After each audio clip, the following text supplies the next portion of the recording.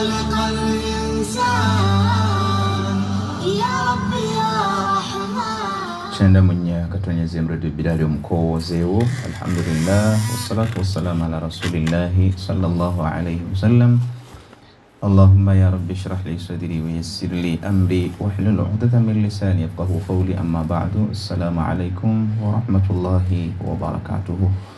Ampulizo mulungi wanajo sezero kubanga ate oyiza chenda munya katonyeze mredu bidali mkozewo nyongero kwebaza jonna jotusiza kengalo na jonna jokola nawe wenna afuba nnyo okulaba nti obaako nekyokola kyongera ku busiraamu bwo n'obaako nekyoyiga ate obaolya kisobola okufeka ensonga okulungamya gwe kennyini wamu n'abo bowangala nabo. Kwebaza Allah subhanahu wa ta'ala gwensaba akwongera obwangu mu byonna byokola. Yenna awuliriza omuwuliriza waffe yonna gyosinza okubanga temunnaffe otuwuliriza tugamba nti genda mu maaso obeere ng'owuliriza ebinyuma tebiggwa ku Radio Bilali, programu ez'omugaso, programu ezizimba, programu eziwa omuntu amagezi ag'enjawulo mu bintu eby'enjawulo. N'olwekyo mbakubiriza mugende mu maaso n'okubanga temutuwuliriza. Amanyi n'eddoboozi Umar Sulaiman Kasule, programu daawa lunaku lwa Monday ssaawa ziba 8 okutuusa ddala ssaawa 10. Ampuliza omulungi gwenna gy'oli. Ennaku z'omwezi olwaleero ziri 4 mwezi gwa April gwe mwezi ogwokuna ate omwaka ziri 2022. Ate ku saidi yaffe y'eddiini Boterevu ekyo kizimanyikiddwa ensi yonna nti tuli mwezi gwa Ramadhaani, era ng'olwaleero ennaku 3 ezakayita ku mwezi ogwa Ramadhaani.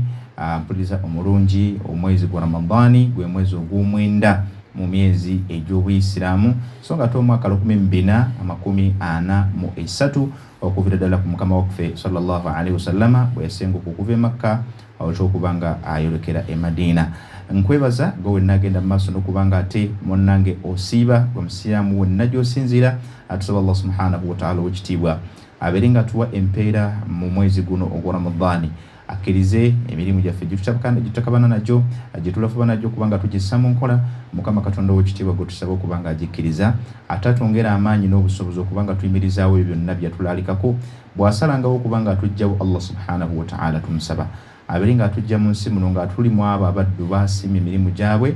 Allah subhanahu wa ta'ala ateeke mu baddu bagenda okubanga bassa wansi w'ekisiikirize kye abalibeera mu byengera ebbanga lyonna. Tusaba Allah akkiriza abeere nga yanukula. Sinza kulekayo kwebaza ate management ebbiri, sookera ddala ye top management ekulembera omukadde waffe Alhaji Sheikh Shaaban Ramadan Mubajje, mufti w'eggwanga lyattu Uganda, okubeera nga ate programu nga zino munnange ziyingira mu kasozi Kampala mukadde ku Radio Bilali esangibwawo mu kasozi wennyini. Twebaza akakiiko akakulembeze ku mbeera efaanako bwetyo mu programs ezo. Ate twebaza era akakiiko ak'enjawulo akatwala Radio Bilali akakulembera mukadde waffe Alhaji Rajab Sulaiman Bukenya wamu ne mukadde waffe omwami oba omukulu Muzaffar Mugumya, okulaba nti programu zonna eza radio zitambula bukwakku, buli kimu kyonna ekyetaagisa okulaba nga ate zigenda mu maaso, ezigasa abantu, ezigasa abawuliriza, mwana watu zigende mu maaso ng'abo ne babiwomemu omutwe.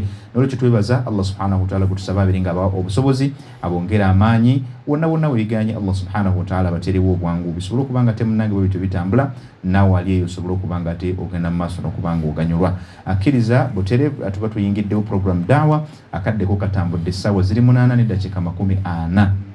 Olunaku olwaleero insha Allah nze ndi mu studio, situlinawo mugenyi insha Allah. Musomo gwaffe gujja kubanga ate gutambula, gujja kwetololera ku kwetukuza tahara, naye tahara eno okwetukuza kuno kutugenda okutunulako kwa njawulo n'ebikuleeta kwetukuza okunene kutujja okubanga tutunulako okuyitibwa al-ghusl. So yonna gy'oli eyo nkusaba nti munnange nyweza kwata bukwasi kalamu okwate bukwasi kitabo obeere nga bwotyo weteekateeka mu maaso. Buterevu tugenda kubanga tutandika omusomo gwaffe oguyitibwa at-tahara maanahu al-ghusl. Abamu kye bagamba gusulu gye bayita gusulu okunaaba okw'ekikulu, okunaaba amakulu, okunaaba okubanga twetukuza nga tusaako wudu omubiri gwonna, kye bayita total ablution ku saidi ey'oluzungu.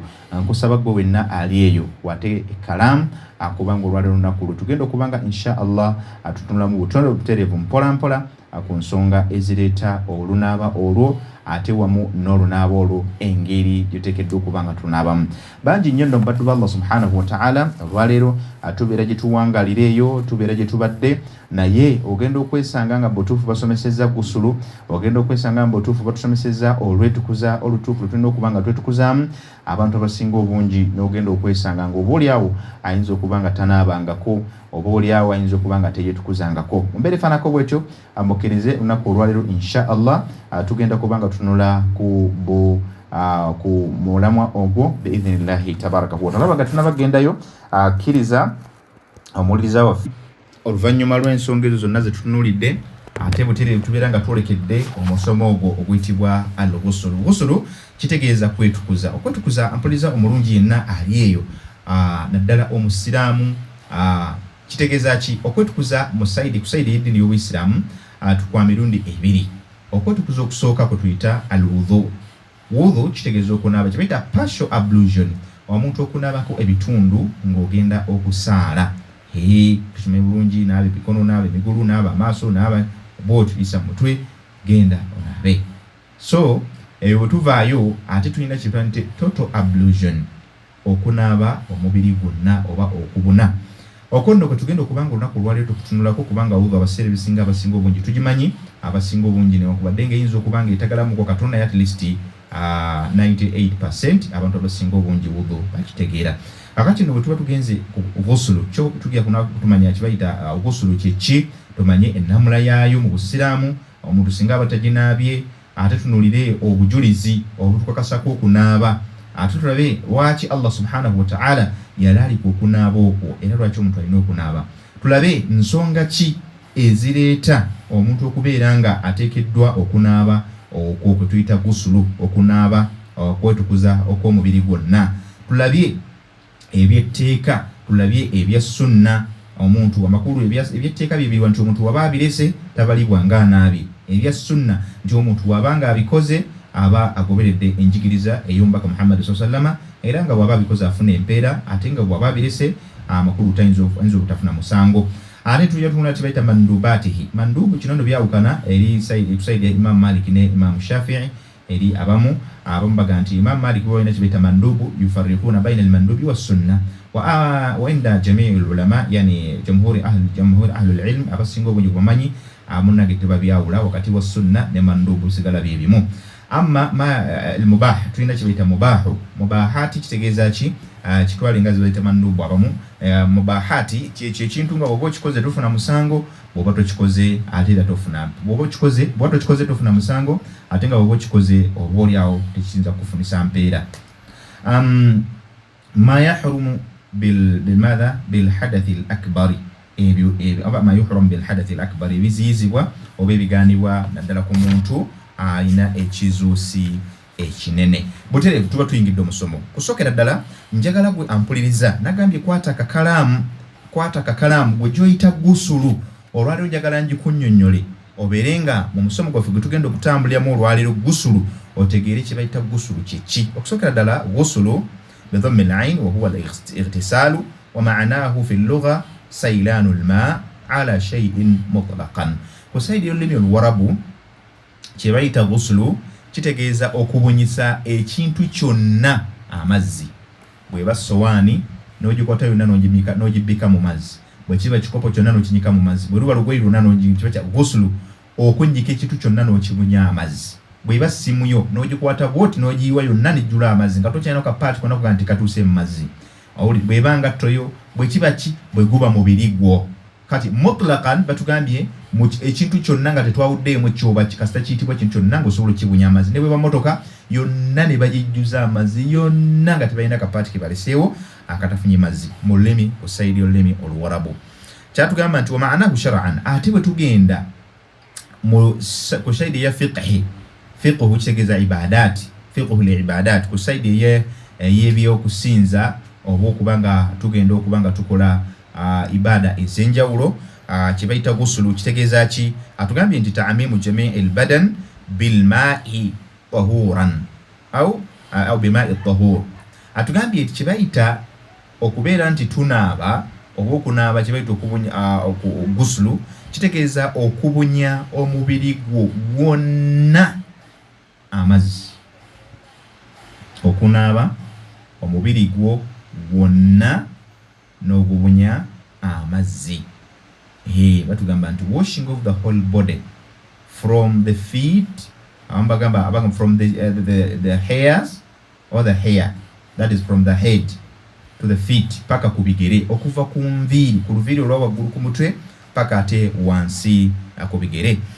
Hukumuhu, awo tuvuddewo. Mpuliriza omulungi, nkunnyonnyodde ekigambo kye bayita gusulu. Kitegeeza ki? Gusulu kitegeeza okunaaba omubiri gwo gwonna okuva ku kaviiri okutuusa ku lwala olw'ekigere. Kitegeeza omubiri gwonna n'okakasa nti gwonna gufunye amazzi. Ennamula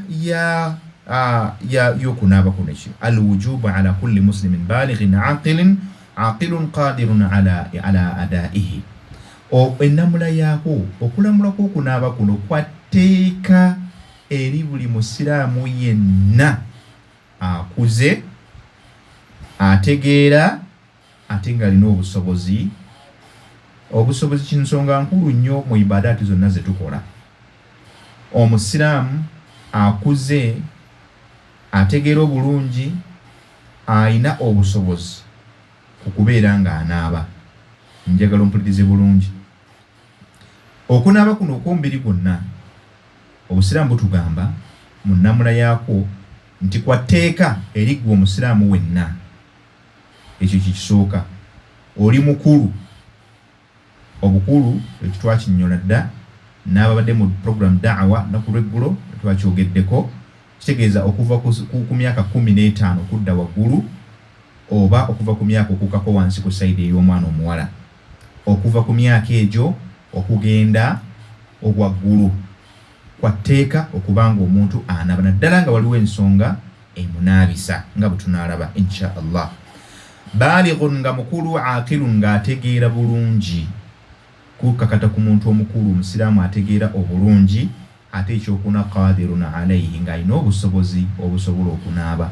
Otherwise waliwo omuntu lw'abeera nga talina busobozi busobola kunaaba, newankubadde ng'okunaaba kwa tteeka gy'ali. Nga bw'olaba omuntu nti okusiiba kwa tteeka, naye ate ne kujja nga atali mu bantu abasobola okusiiba. Tayyib. Daliluhu. Ebintu byonna ebisinga obungi mu Isiraamu muno tuba twogera ku nsonga zino, tuba twogera ku kibayita obujulizi, tuleeta obujulizi ku nsonga ez'enjawulo. Katikiriza nkuleetera obujulizi okuva mu Qur'ani ekitiibwa obutulekasa okunaaba okwo okwa mubiri gwonna. Allah subhanahu wa ta'ala w'ekitiibwa ayogera mu Qur'ani n'agamba atya, a'udhu billahi minash shaitani rajim, bismillahir rahmanir rahim. Wa in kuntum junuban fattahharu, abantu bwe mubeera nga mufunye ebizuusi oba nga mufunye embeera ebakakasaako okunaaba, bwe mutyo mubeere nga munaaba. Omuntu yenna banange abakuba akasimu mbasaba mbeere nga mukuba oluvannyuma. Tukyali mu program da'wa, tukyali ku mizinda biidhnillahi tabarakahu wa ta'ala, tukyali mu studio insha Allah. Basaba mukube oluvannyuma lwa program. Tubadde tugamba apuliza omulungi, tugambye nti omuntu yenna agenda okunaaba, Allah subhanahu wa ta'ala ategeeza mu Qur'ani ekitiibwa nga tukakasaako ensonga ey'okunaga nti wa in kuntum junuban fattahharu. Omuntu yenna, janaba amasinga obungi, ekigambo gusulu waliwo abakikwatanga janaba. Ebigambo ebyo byombiri tebirinaako kalimataini mutaradifataini. Ebigambo ebyo byombiri nga bw'obiwulira birina enkwatagana mu makulu gaabyo. Janaba wa in kuntum junuba, samakulu singa muba mulina ensonga ekizuusi ekinene ekibakakasaako okunaaba omubiri gwonna, fattaharu, mwetukuze. Singa mulina ensonga yonna ebakakasaako okuba nti mulina okubanga munaaba omubiri gwonna, okufuna wuzu, mufune wuzu omubiri gwonna, fattaharu, mugende mu maaso mbeere nga mukola ki? Nga mwetukuza. Allah watu bw'ayogera mu suratu al-Baqara aya ya 12 suratu al-Maida aya y'omukaaga wamu nga bwe tunalaba ne ku aya ezijja eyabadde suratu al-Maida. Wa in kuntum junuba fattaharu, bwe mbanga mulina ekizuusi, bwe mbanga mulina ensonga bakakasaako okunaaba omubiri gwonna, mugunaabe mwetukuze, mugende mu maaso mbeere nga mwetukuza. Kyava agamba mu aya endala, Allah subhanahu wa ta'ala ngena n'agamba suratu al-Baqara aya 12:22 agamba atya, ويسألونك عن المحيض bakubuuza ku Muhammad sallallahu alaihi wasallama ku bakyala ababa bagenze mu nsonga zaabwe eza buli mwezi. ويسألونك عن المحيض bakubuuza nti ate bakyala baffe bano ababa bagenze mu nsonga zaabwe kiri kitya mu mbeera ey'okwetukuza, kiri kitya iffe abaami baabwe okubeera nga twegatta nabo, ennamula eri etya owange omubaka wa Allah sallallahu alaihi wasallama. Allah amuddamu amugamba atya? Amugamba nti قل هو أذى فاعتزلوا النساء في المحيض mwabagala okwegatta ne bakyala bammwe nga bali mu nsonga zaabwe ze bayita menstruation periods eza buli mwezi, bagambe nti adha kirimu okunyiiza, kirimu okukosa saidi ey'omukyala. Fa'tazilu nisaa fil mahid, n'olwekyo mwewala abakyala nga bali mu mbeera zaabwe eza buli mwezi. Mmwe abasajja temugenda eri bakyala bammwe kwegattana mu mbeera y'okwegatta nabo, njagala nkootinge bulungi, mubeewale obuteegatta nabo, mwewale obuteegatta nabo nga bali mu nsonga zaabwe eza buli mwezi. Allah bw'atugamba wala taqrabuhunna hatta yatuhurun, temukigeza nako wadde okirowoozaako paka nga bamaze okuba nga batukudde ne bava mu mbeera zaabwe ezo eza buli mwezi. فإذا تطهرن فأتوهن من حيث أمركم الله, bwe baba nga batukudde nga bavudde mu nsonga zaabwe eza buli mwezi, n'olwekyo mugende gye bali nga muyita mu makubo Allah subhanahu wa ta'ala nga bwe yabalambikira ensonga ezo nga bwe bamwagadde. Agamba atya inna Allaha yuhibbu at-tawwabin, mazima Allah ayagala nnyo abeenenya eri abo ababadde bakikola nga bakikola mu butamanya ne bakireka ne babeera nga bakyesonyiwa ne basaba Allah subhanahu wa ta'ala okubanga abasonyiwa mu mbeera efaanako bwetyo. Wa yuhibbul mutatahhirin, era ayagala nnyo abantu abeetukuza. Okwetukuza kwa mirundi mingi, okwetukuza kuno nga kwe tuliko olwaleero, omuntu nga yeetukuza mu mbeera y'okuba nti abadde afunye ekizuusi, omuntu ne yeetukuza mu mazambi nabeera nga yeenenyeza eri Allah subhanahu wa ta'ala, la'alla Allah subhanahu wa ta'ala yamhu hadha anhu, Allah nabeera nga amusangulako amazambi agaba gamutuuseeko omuntu oyo, nabeera nga ate amutufuula omuntu omu ku bantu abatukuvu abatayinaako maki, abatayinaako madhambi. Wallahu ta'ala a'lam. Obundo bwe bujulizi obutulaga nti tulina okuba nga tukola ki, twetukuza mu mbeera efaanako bwe tukiriza mu kaseera mpawukaga insha Allah nsoke mmala okuvaako mu bulango butereevu ate mbeere nga nkomawo, tubeere nga bwetyo tugenda mu maaso insha Allah. Jazakumullahu tabaraka wa ta'ala khairan. Nyongera kugamba kwata kalaamu, beera bulindaala, lindirira ate ekiddako. Tumaliriza ennamula ate bwe tumanya ne tulaba n'amakulu ga wusulu mu lulimi oluwarabu wamu ne mu mateeka ag'eddiini ey'Obuyisiraamu butereevu tuba okubanga tunako tusembezaayo n'obujulizi. Kkiriza soke mmala okuvaako mu bulango butereevu ate mbeere nga nkomawo insha Allah. Kankwanjulire Hiram twalidi Shaitwan, gano ge mafuta gokka okuva e Misiri ku lusozi Sinai agajjanjaba endwadde.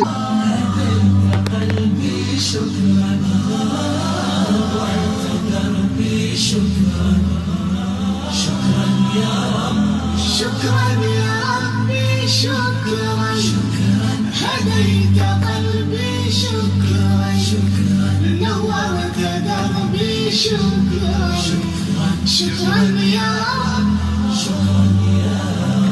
يا منزل القرآن يا خالق الإنسان يا رب يا رحمن شكرا يا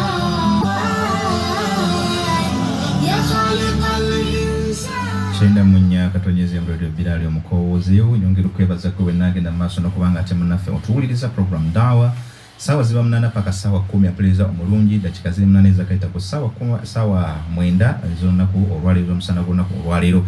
Teweerabira nti nnaku z'omwezi olwaleero 3 mwezi gwa Ramadhani ate omwaka 2030 mu esatu okuvira ddala mu kusenga ku Mbaka Muhammad sallallahu alaihi wasallama okuvaako e Makka atukubanga timunafe atuuka e Madina. Akkiriza nsooke ntumire ku muganda wange gwe ndudde okuwuliza ennyo Serwambala Soweedi awo e Nakifuma. Nkutumiddeko bw'obanga kwoli, nsaba Allah ekitiibwa abeere nga akukuuma. Tuludde okubanga tetuwuliziganya. Nyongera okutumako ku bacoordinators mwenna mu bitundu ebyenjawulo nga muganda waffe coordinator w'abawuliriza bonna Ibrahim Nsubuga e Katosi, mama njagala okutumira ku Mwanyina Zeera, mama Nuru, ambassador mama Nuru Gaba, nawe bw'otyo nkutumirako, mmanyi nti kwe muli muwuliriza. Nyongera okutumira ku muganda waffe ate mukadde waffe Ahmad Kalisa Mundeba, muganda wange Haruna Mulondo awo ku Bastamino, muganda waffe Yahya Bugembe Bweyogerere. Mwenna batumiddeko, muganda wange Abdul Karim awe Katooke, mwenna n'abawuliriza mwenna bonna besikonyeeko, mwenna bwe musinzira okubanga tumuwuliriza, ne muganda waffe Butu Hamza okuveekawo mwenna. Allah subhanahu wa ta'ala sababe nga abawa obulungi n'ogende mu maaso okubeera nga mukubiriza abantu kubanga ate bwe tubeeyunira Radio Bilal teggwako birungamya inshallah. Program dawa mutire tuba tusimbula ate tukomye okubanga ate tuyongerayo mu maaso, wabula nga sinaba kubanga ate tugenda wala kiriza amalo beere nga ate tusimbula mu musomo gwaffe tubeere nga bwe tugenda mu maaso inshallah tabarakahu wa ta'ala. Ampulizo omulungi tukomye ku nnamula y'okunaaba gusulu oba olunaaba lw'omubiri gwonna. Tuba tuvuddeyo awo tugenze ku hikmatu mashru'iyatihi. Olowooza lwaki obusiraamu bwalalika olunaaba olwo nti omuntu ateekeddwa okubanga alunaaba? Kyenjagala osooka omanye baga nti muhafadhatun ala taharati wannadhaafa, ekigendererwa mu kubeera nti bakulalikako okunaaba omubiri gwonna okusookera ddala kwekuumira ku buyonjo nga bwe kimanyi nti al islaamu nadhifu, obusiraamu buyonjo nnyo. Nabbi sallallahu alaihi wasallam atugamba n'atugamba nti la fa innahu la yadkhulu aljannata illa nadhif, teri agenda kuyingira jjana nga mukyafu. Jjana eyingirwamu bayonjo. N'olwekyo muhafadhatun ala tahara wannadhafa, omuntu okwekuumira ku buyonjo n'obutukuvu ebbanga lyonna. Watajididi alhayawiyati wannashatu, n'omuntu okubeera nga azza bujja obulamu bwe, kuba omuntu okimanyi buli lwobeera nga oli onaabye avanaga nti obulamu buzze mu nteeko. Wannashat, n'okubeera nga ebbanga lyonna oli active, ng'omubiri guli active teguli dal mu mbeera efaanako bwetyo. Wa idadi almar nafsuhu lissala wa lidhikirillah, n'omuntu okubanga yeteekerateekera okujjukira Allah subhanahu wa ta'ala, n'okubanga ate bw'atyo yeteekerateekera essala nga Allah subhanahu wa ta'ala bw'ategeeza, n'okubeera nti ala hasani halin, obeera mu mbeera ennungi oba mu mbeera y'obutukuvu, kubanga omuntu yenna abeera mu mbeera entukuvu abeera mu mbeera ennungi. Wa afdalu hayati tahariya au dhahiriya wa batiniya, n'okubeera ku mbeera esinga okuba ennungi mu ndabika ey'okungulu wamu ne mu ndabika ey'omunda, than okukulaba nti oyambadde engoye zinyirira kungulu naye ate ng'oli mukyafu oba ng'owunya. Kiringa omuntu okubeera nga tanaabye mubiri ali nayambala engoye ezitukula ate naaba ng'ayita mu bantu ne bagamba lusuki oluwunya, onayambadde obulungi ate yawunya obubi mu mbeera efaanako bwetyo. Obwo ebyo busiraamu bwe butangira, ye hikma y'ensonga lwaki bwalalikako ekyo. Katugenda kutunulira ampuliza omulungi kye bayita mujibaati lghuslu. Olwali tugenda kutunulira ku nsonga ezikuleetera okunaaba omubiri gwonna. Ampuliza omulungi mmanyi nti wooli akakalaamu wakakotte dda. Buli kyonna kye twogerako nooti nga bunootinzi, kuba oyinza obutafuna kaseera kagenda mu maaso kubeera nga ate oba oli awo ensonga ozifuna mu kaseera akalala. Olwaliro we tuli enkya tetuliiwo. Nolwekyo kkiriza tugenda kutunulira ku nsonga ki ezikakasaako omusiraamu yenna, ezikakasaako omuntu yenna okubanga agenda mu maaso naaba nga asobola okuba nga alaalikibwako okunaaba omubiri gwonna. Agambye nti yajibu al-ightisalu ala al-insani al-muslimi al-balighi al-aqili al-umuri al-atiya. Ensonga zino wammanga ze tugenda okutunulako ze zikakasa ku musiraamu yenna akuze ategeera obulungi okubanga anaaba omubiri gwonna n'obusobozi bw'aba alina. Okusookera ddala inda khuruji al-maniyi min dhakarin aw untha bishahwatin, singa omuntu avaamu amazzi agazaala, any discharge of sperms, omuntu yenna singa arelizinga amazzi agazaala ge tumanyi obulungi kuba amazzi g'omusajja gali ga mirundi 3, naye amazzi aga spams go ganjawulo buli omu agamanyi mubitendo byago gali thaqil gaba mazito nnyo gabeera stike n'entambula yago gawulira kuba tulina kye bayita semen nekye bayita that spams. Semen zitambula ne spams ziyamba spams zino okubanga zitambula zigagulawo ekkubo spams okubanga zitambula. So mubere fana ko singa omuntu adischarginga amazzi agazaala agavaamu amagi gali agakola omwana ku saidi y'omwami n'omukyala ago nno ge bagambye nti olwo oba oteekeddwa okubanga onaaba olunaaba olw'ekikulu omukyala oba omusajja saidi yonna sawaun kana dhalika fi naumin au fi lyaqdha.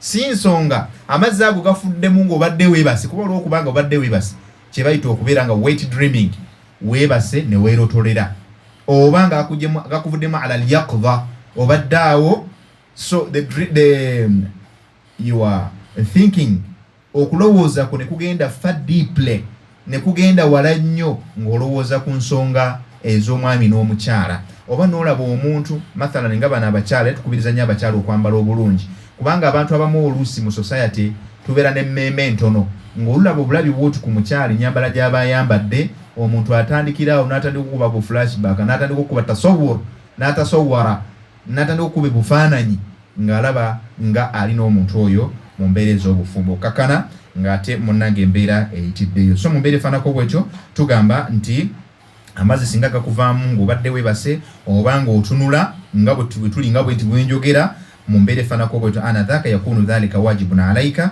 oteekeddwa okuba ng'onaaba omubiri gwonna munaaba gitujja okutunuulira wabula tukyali ku nsonga ezikuletera okunaaba. Fafil hadithi sharif hadithi oba bujulizi ku mbeera efaanako bwetyo nabbi sallallahu alaihi wasallam ayogera aganti almaau min alma amazzi gava mu mazzi kyova olaba Allah agamba nti wa khalaqna waja'alna min almaai kulla shay'in hayy buli kintu kyonna kiva mu mazzi.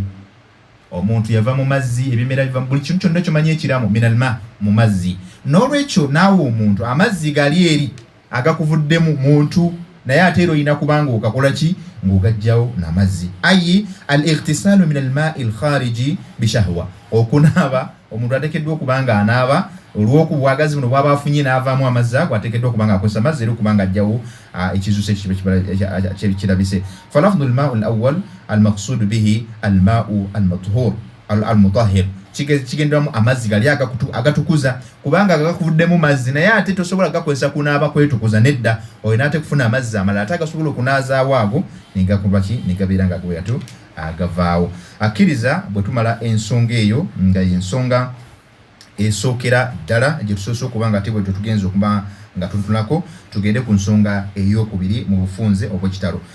Agambye nti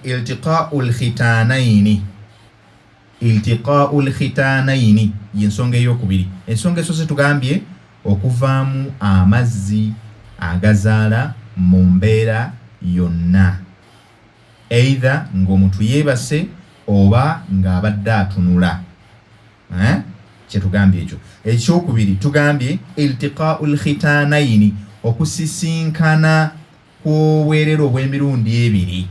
Bakozesa ekigambo khitanaini olw'okuba nti omusajja bamutayirira ne mu busiraamu nakyo gye kiri era omuntu omukyala baba bamutayiridde mu busiraamu teeka gye riri naye si kyatteeka nti yulzamu ala kulli wahid nti kyatteeka buli omu akituukirize. Kyova olaba eno hadithi yaleeta khitanaini nti ababiri bwe baba basisinkanye omwami n'omukyala ababa batayirirwa ababiri bwekyo beegamba naye ng'akitegeeza nti omwami n'omukyala si nsonga mwatayirirwa oba temwatayirirwa bwe muba musisinkanye ababiri mu mbeera y'okuba nti mugenze mu mbeera z'obufumbo kikkirizibwa. Ayi dukhulu juz'un min adh-dhakari ar-rajuli fi farji al-mar'a kitegeeza omukyo kwe kuba nti omusajja n'omwami omusisinkanye ne mubeera nga mu mbeera wasinkanyewo okusisinkana kwa private parts ezo ebbiri mu mbeera efaanako bweru kitegeeza nti muba mulina okukola ki okubanga munaaba naddala singa omusajja kisangibwa nti ene akatundu akatundu konna ku bwerere bw'omusajja kasangibwa nga amakulu kayingidde mu bwerere bw'omukyala. Kibula ngambye nti ejjiiko mu kikopo nga bw'oyinza okugamba mu mbeera efaanako bwetyo singa ejjiiko ekoza mu kyayi oba eyingirako mu kikopo kitegeeza nti olwo okunaba wajaba al-ghusulu sawaun ahdatha al-inzal si nsonga wasangiddwa nti omwami ono adischarginze am lam yahduth oba tewasangiddwawo kuba nti musajja avuddemu amazzi that so long as nti basisinkanye omwami n'omukyala mu mbeera efaanako bwetyo olwo bonna fa fi hadhihi alhala bonna babeera bateekeddwa okuba nga banaaba lwaki hadithi egamba idha asaba alkhitanu alkhitana faqad wajaba alghuslu nabbi atugamba sallallahu alaihi wasallam singa omwami n'omukyala kisangibwa nti those two private parts obwerero bw'emirundi obubiri busisinkanye bwebutibwa pa ne butaki nga buli omu ku munne ne buli omu n'afiiringa mu munne mu mbeera efaanako bwetyo kiba kitegeeza nti okunaaba kukakase bateekeddwa okunaaba. Eyo y'ensonga ey'okubiri gitwogeddeko. Ensonga ey'okusatu mu nsonga ezikakasaako omuntu okuba nga anaaba mu bufunzo bw'ekitalo inda inqita'i dammi al-hayd wan-nifaasi yajibu al-ghusl. Ku sayidi y'omukyala singa omukyala aba avudde mu periods eza buli mwezi singa omukyala avudde mu periods eza buli mwezi oba omukyala aba eyazaala ebbanga ly'okuzaala liggwako litumanyira ennaku 40 mwezi gumu n'ennaku 10 ne ziba nga zikutuseewo ng'omusaayi ogwo guweddeyo amakulu gukutuseewo kubanga libbanga eryageraganyizibwa omukyala okubeera nga bw'aba yazaala okuba nga omusaayi gwe gutyo ogw'okuzaala guggwayo mu bbanga eryo olwo kitegeeza nti aba alina okukola ki alina okunaaba bidalili qawlihi ta'ala n'obujulizi ye aya okuva mu Qur'ani ekitiibwa Allah agamba atya wala taqrabuhunna hatta yatuhurun twagirabi temugezaako ne mugenda gye bali paka nga bamaze okutukula. Omukyala ali mu mbeera eza mwezi nga zikutuseewo omukyala abadde ayazaala n'abanga ebbanga lye ery'okuzaala liweddeko bwannakawere buweddeko ebbanga nnaku lya 40 olukitegeeza ateekeddwa okuba nga akola ki anaaba. faidha tataharna olwo n'agenda n'anaaba fatuhunna min haythu amarakumullah bw'aba nga atukudde olukitegeeza muli baddembe okuba nga mugenda gye bali okubeera nga mugenda mu maaso n'ensonga zammwe ez'obufumbo. inna allaha yuhibbu tawabina wa yuhibbu almutatahirina. Allah yagala nnyo abeenenya ababadde bakikola nga temumanyi ne mwenenyeza Allah subhanahu wa ta'ala ne mukirikayo ate wa yuhibbu almutatahirina era yagala nnyo abeetukuza naddala abakyala aba bavudde baabaami ensonga ziri nda ku sayidi y'omukyala singa ebbanga ly'omwezi liriweddeko oba ebbanga ly'okuzaala nga liweddeko n'aba nga yeetukuza. Wakadhalika n'omusajja singa asinkanye ne mukyala we naye bw'atyo okubanga yeetukuza oba yenna discharginze spams ne ziba nga zimuvuddemu naye bw'atyo n'aba nga yeetukuza n'agenda mu sola nga mutukuvu ekyo Allah wekitiibwa akyagala nnyo. Ensonga endala ampuliza omulungi simanyi zulu wakati twakawommeka twakawa ensonga 3. ensonga ey'okuna al-mautu idha mata al-muslimu wajaba taghsiluhu biijma'i al-muslimina liqawli an-nabi sallallahu alayhi wa sallam fi al-muslim alladhi saqata an rahilatahu aw rahilatihi famata aghsiluhu bima'in wa sidrin wakfunuhu fi thawbaini. Nabbi sallallahu alaihi wasallam tugambye nti omuntu singa aba afudde okufa amakulu okufa kuli mu nsonga ezikakasa omuntu okuba nti alina okunaazibwa ng'anaazibwa olunaaba olw'omubiri gwonna. Nga omuntu wetutunulidde Nabbi sallallahu alaihi wasallam baali mu hijja one time ne babeera nga waliwo omu ku bantu abaali bazze okukola hijja bahujjaji yali yeebagadde ensolo ye naye mu process y'okuba nga bakola emirimu gya hajji bw'atyo yava ku nsolo ye n'agwa. Bwe yagwa Nabbi sallallahu alaihi wasallam n'abagamba nti aghsiluhu bima'in wa sidrin mumunaaze n'amazzi ne sidiri. Sidiri kawoowo hashishin muddo gwa kawoowo gusangibwa fi Makka wal Madina naye nga omuddo ogwo gwasangibwanga nnyo mu Makka wakadhalika fil Madina. Omuddo ogwo bagukwata ne bagunoga ne bagutabula mu mazzi gukola akawoowo. Nabbi sallallahu alaihi wasallam n'agamba bagutabulemu akawoowo ako ak'omuddo ogwo basobole okuba nga bamunaaza oluvannyuma bamuzinge mu ngoye ze fi thawbaini bamuzinge mu ngoye 2 ezo zennyini ze yali akolera mu hijja. Wallahu ta'ala alam. Nalwekyo eyo ensonga ey'okuna. Ensonga ey'okutaano nga gitukomekereza nayo mu nsonga ezikakasaako omuntu okuba nga anaaba omubiri gwonna agamba atya ghayra al-muslimi idha dakhala fil islam. Omuntu yenna bw'aba asiraamu singa tabadde musiraamu oyo yenna atabadde musiraamu singa yeegatta ku umma y'obusiraamu singa yeegatta ku nkola y'obusiraamu singa yeegatta ku ddiini y'obusiraamu n'aba nga ayingidde obusiraamu wajaba alayhi al-ghusl kyatandikirako nakyo oluvannyuma lwa shahada luvannyuma okuyingira obusiraamu okubanga anaaba asobole okubanga akola ibaada anaaba olunaaba olw'ekikulu lwe tujja okutunulako gye bujja insha Allah n'olwekyo anaaba يغسل أن يغتسل بعد إسلامه أنابا بدليل أن الرسول صلى الله عليه وسلم بعد أن أسلم رجل أسلم اسمه ثمامة obujulizi ku nsonga eyo kwe kuba nti nabbi sallam mu kaseera ng'akyaliwo waliwo omu ku basiraamu omuntu eyigatta ku basiraamu erinnya lye omusajja ayitibwa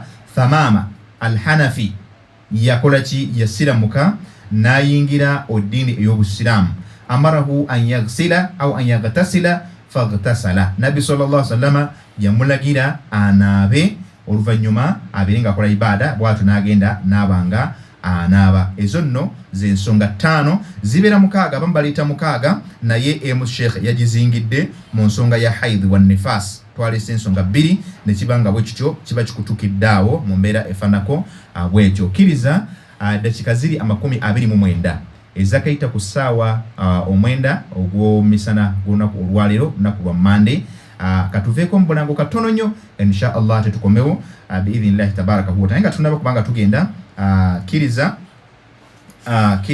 kiriza katono nnyo mbere nga nkubulira ensonga zino 2 oluvannyuma ngende mu bulango ate nkomewo mbere nga nta amasimu ensonga zino 2 zeki zibayita faraidul ghusli au arkanihi empagi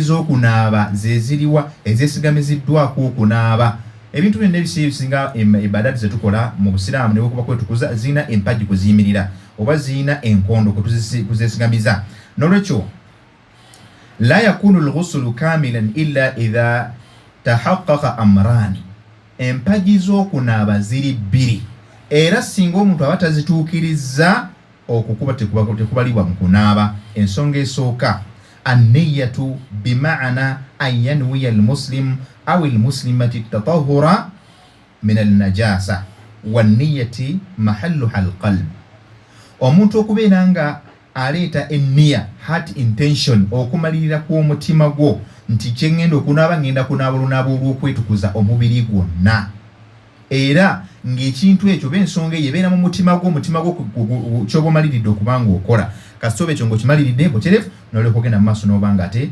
onaaba ensonga ey'okubiri kitegeeza bw'oba toleese enniya nga toleese kumalirira n'ozanyira mu nkuba oba n'owuga mu swimming pool ng'enniya yo si yakunaaba okwo tekubeera kunaaba gusulu newankubadde ng'ekukakatako kiba kitegeeza olina okuddayo oddemu onaabe olunaaba olwa gusulu ng'oleese enniya ensonga ey'okubiri al amru thani ta'mimu jamii albadani au bikamili albadani bilmaai at-tahuri okubanga omubiri gwo gwonna nga bwe twatunulidde kikitegeeza gusulu okubunyisa omubiri gwo gwonna akagere oluviiri ku mutwe wamu n'olwala lw'ekigere ekyo ne luba nga lufunye amazzi gwonna ate nga amazzi agalina kubanga tahurun nga matukuvu nnyo kitegeeza nga tegalina kubanga gawunya tegalina kubanga mazzi ago gakyusizza kkala ne detergent yonna munnyo sukaali majaani no oba mata teganaabibwa newankubadde nga mulina slogan egamba nti anaaba mata ewaffe mu ddiini y'obusiraamu amata tegakutukuza kubanga teganaabibwa nago ekyokunywa kyonna tekikutukuza ne bwaba layibena ne bwaba soda tebikkirizibwa kunaabibwa newankubadde nga wali ababikozesa n'olwekyo onaaba n'amazzi agatukuza ne gabeera ng'akola ki gakutukuza omubiri gwonna agono mwe muli amazzi ag'ennyanja mwe muli amazzi g'oluzzi mwe muli amazzi ag'omugga mwe muli amazzi aga nayikondo mwe muli amazzi ag'enkuba ng'ogalembese mwe muli amazzi n'amalala amazzi gonna ag'ensulo gonna agasobola okuba gakutukuza mu mbeera efaanako bwekyo getumanyi obulungi amatukuvu ku lwago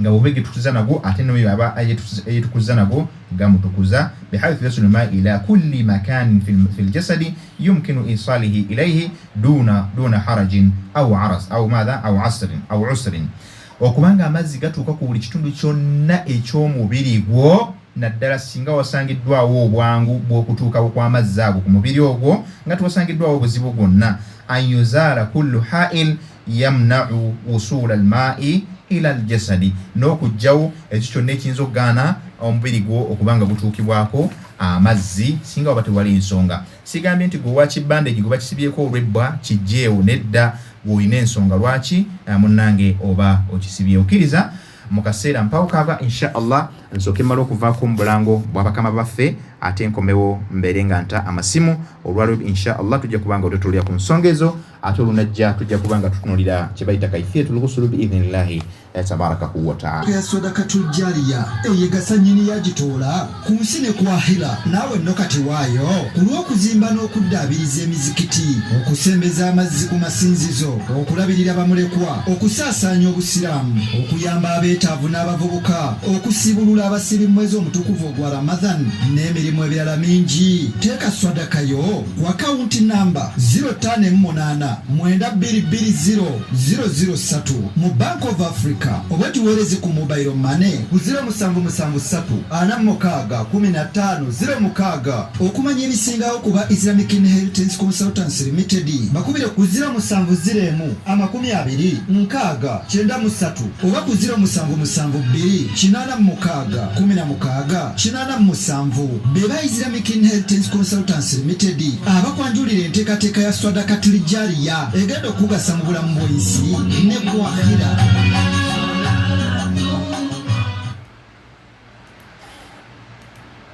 شكرا يا ربي شكرا هديت قلبي شكرا نورت دربي شكرا. Kinda munya katanyeze mradi byalo omukowozeewo tuyinga okwebaza gwe nagenda maaso n'okubanga ati munaffe otuwuliriza atusaba Allah subhanahu wa ta'ala wekitiibwa abeere nga ate akuwamu obulungi bwetutyo nno butereevu omusomo gwaffe bwe gutyo bwe gutambudde kkiriza ate gwe wenna aliko ku Radio Bilal osobola okubanga oyita ku 075 0586 osobola okubanga ate naawe obaako n'ekibuuzo ky'obuuza wabula ngira bwe tugenda mu maaso gwe wenna agenda okubanga tuyita ku masimu kkiriza ankutegeeze bannaffe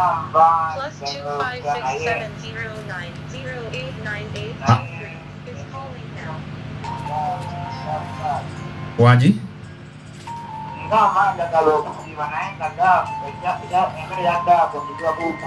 nga togirina esebo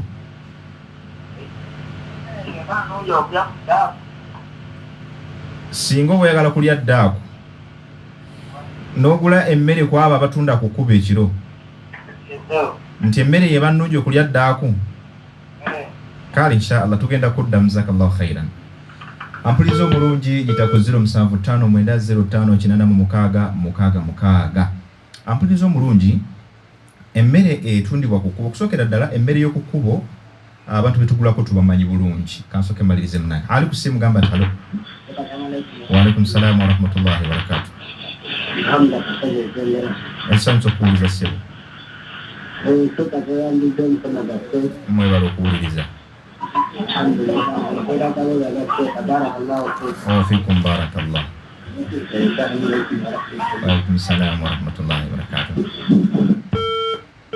Muganda waffe abadde abuuza nti emmere gy'oguze ku kkubo kati ampuliza omulungi wogula omanyiwo oba ewantu wonna ne woba ogulawo osooka okubuuza biki bye batunda tomala gagula kyotunda ki ne bweba nnyama era otunulye kati ngaffe abasiraamu oteekeddwa okwekenneenya ennyo wogula ennyama oteekeddwa okwekenneenya ennyo ani akuguza ennyama.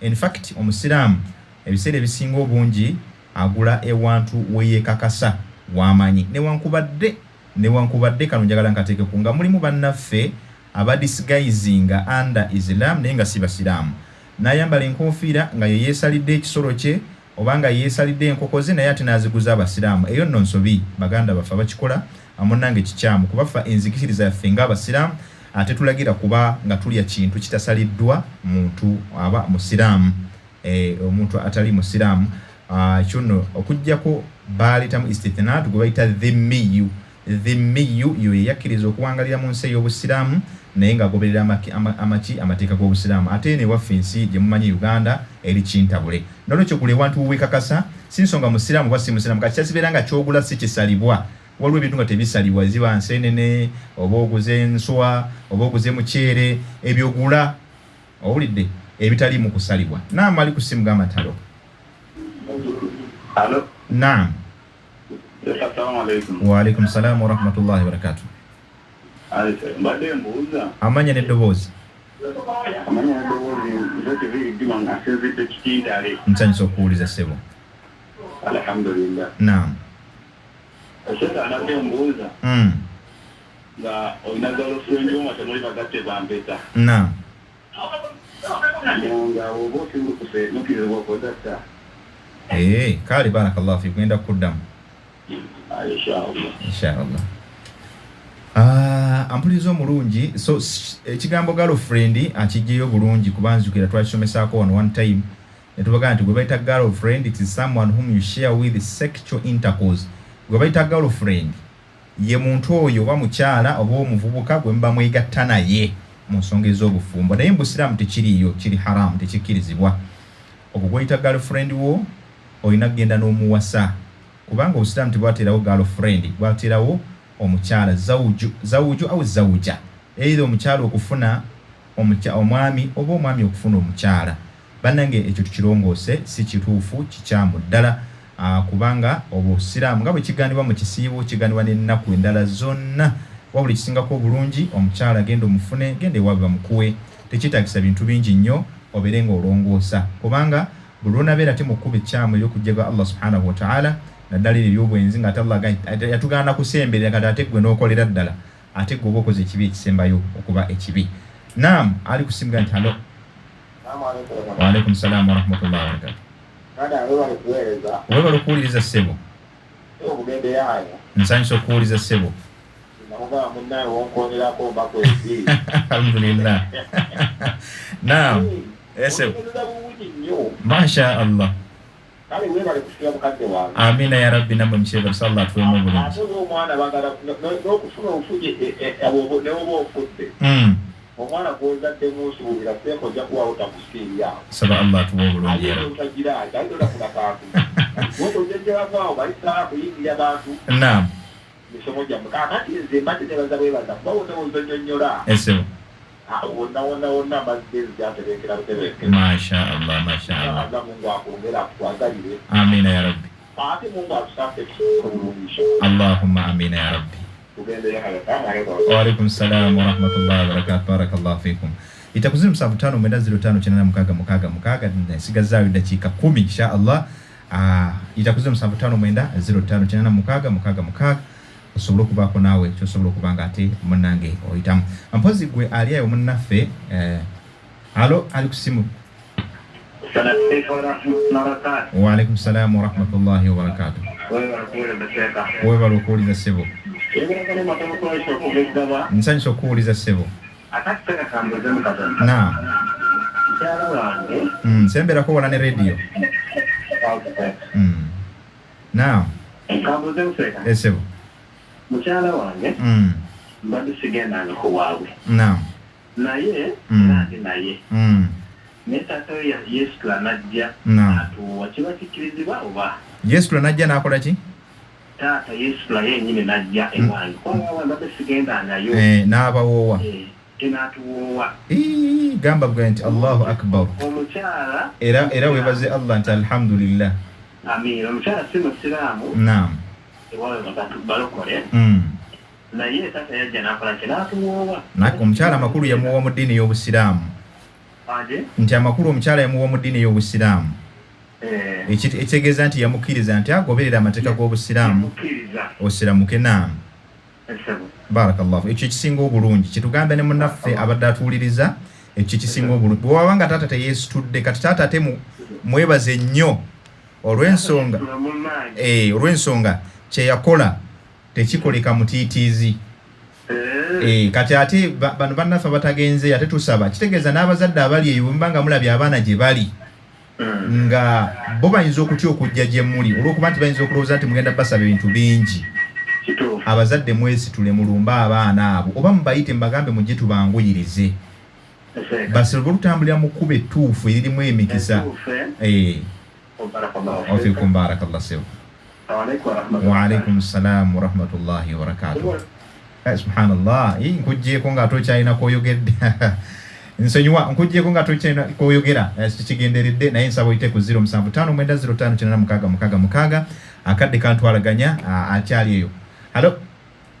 Ali ku simu. Naam. Wa alaikum salam wa rahmatullahi wa barakatuh.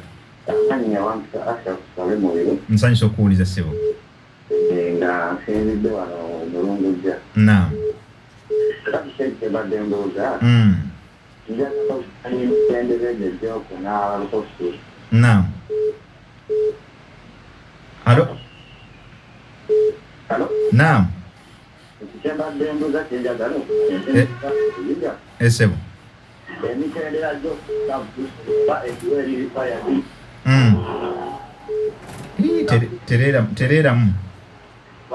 Tereramu abakuliza bakulire bulungi. Mbadde mbuuza njagala kuyiga. Ssebo. Emitendera gy'okunaaba kulusula waliwo eddiwa eririfa yali gyembadde simanyi. Yedduwa eyawudhu yennyini nti bisimillah naye tojogerera mu kinaabiro. Eyawudhu yennyini nti bisimillah. Eyo yetandika yennyini era okunaaba. Then n'obunya amazzi nga bwe tunaalaba insha Allah tusomyeko kitundu naye nga tujja kusoma ne kaifiya engeri gye tunaabamu. Halo? Naam. Akakati mbadde makulu ensonga eyo bwetugimaliriza mbagambye nti bw'obanga onaaba muganda waffe kyabadde abuuza edduwa gy'osoma osoma edduwa yennyini eyawuzu nti bisimillah naye togisomera mu kinaabiro. Mu kinaabiro gireetere mu mutima. Mu kinaabiro gireetere mu mutima otandike n'ebyo tutandika nabyo nga wuzu bwetambula nga bwe tujja okunula insha Allah omulundi oguddako. Olwolero tukomye ku kye bayita ensonga ezikuletera okunaaba omubiri gwonna. Ali kusimuka nti halo? Naam. Wa alaikum salam wa rahmatullahi wa barakatuh. Amanya bamusa awali. Nsanyusa okuwuliza ssebo. Kakati saka kyembuuza. Ssebo. Waliwo omuwala agendera naye waka. Naye eri mulokole ate nga ndi musiraamu. Kizibu okulemerera eddaako oba? Naye nga ye oli naye mu bukyamu bwe kiri? Nedda. Omuwala gw'obeera naye waka musiraamu si musiraamu? Mulokole. Kati yembuza mukyalawo, badde mbuza bukya mukyalawo oba si mukyalawo? Nedda si mukyala wange. Ya ati kina mutawana kulya mmere kye twagambe kiri halali maadaama nga si yakusalidde enkoko si yakusalidde nti oba akusalidde ekisalibwa kyonna.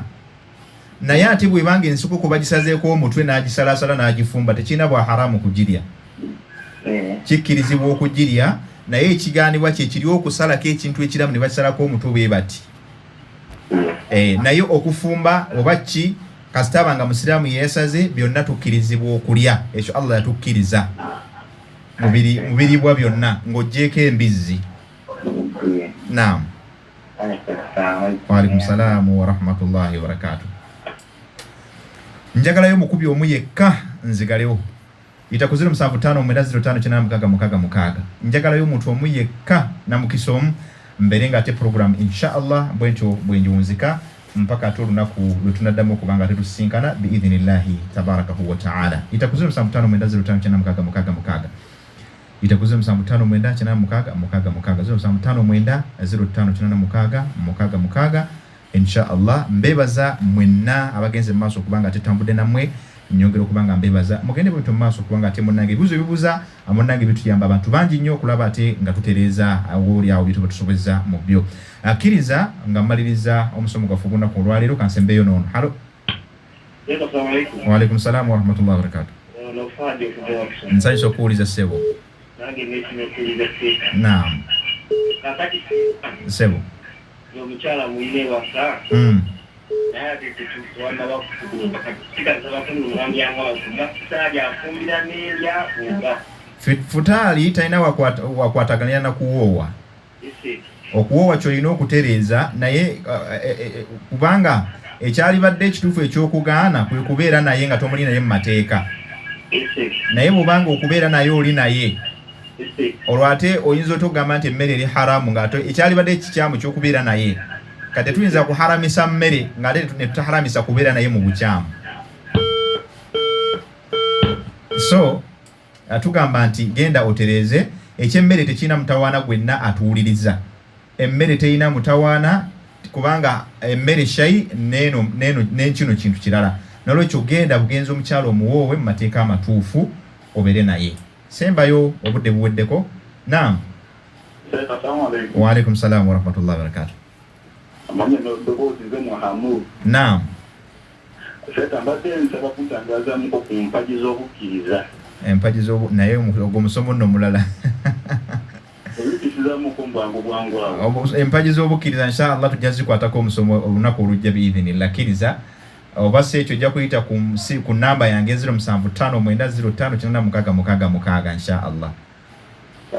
Inshallah. Naam.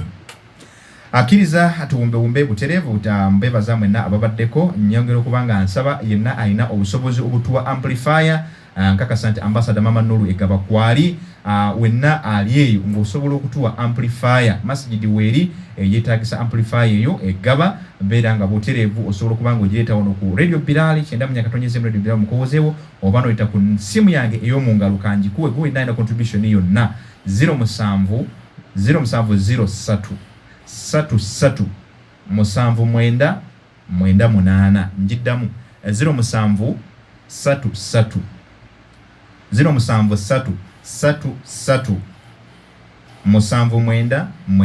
Assalamu alaikum wa rahmatullahi wa barakatuh. Abaana abakyala ko n'abaami nga banyumidde mu byambalo by'Obusiraamu olwo n'osigala nga weebuusa wa gye babijja kati nno siyinza kweyagaliza